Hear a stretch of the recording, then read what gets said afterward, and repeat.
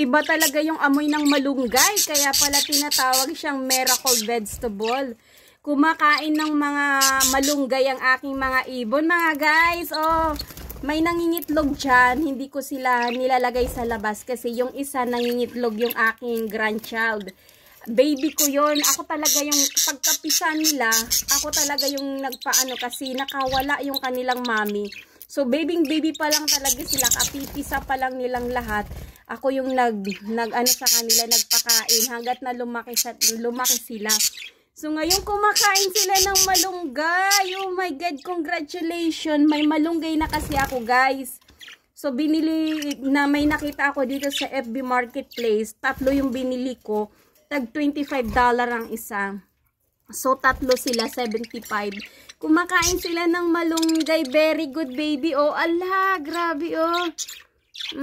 Iba talaga yung amoy ng malunggay. Yung yung chlorophyll niya talagang napaka-strong. Yan. Wow. Mas lalong mangingitlog kayong lahat. Mas lalong mangingitlog sila, mga guys. Itong mga birdie ko, oh. Wow! Hi, baby! Hindi ko pa silang nililinis kasi ayoko muna silang istorbohin. O, kasi ano yan, nangingitlog yung pangingitlog nila ngayon. Actually, yung season ng pangingitlog nila tuwing spring.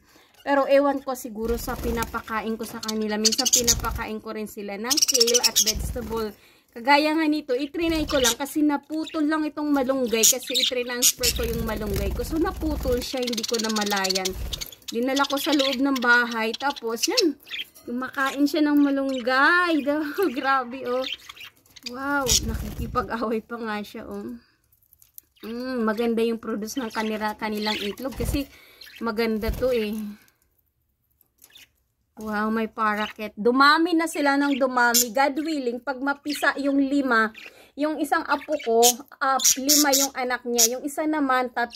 Hopefully mapisa, 8 yun lahat. Pero, hindi pa naman sila, sabi nga, don't count the egg. It's if not yet hatched. So, anyway, God willing. Kasi yung mami nila talagang hugas talaga.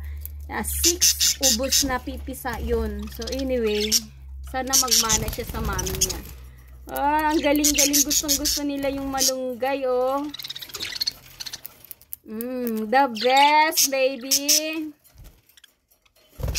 Ayun, guys. Thank you for watching. God bless.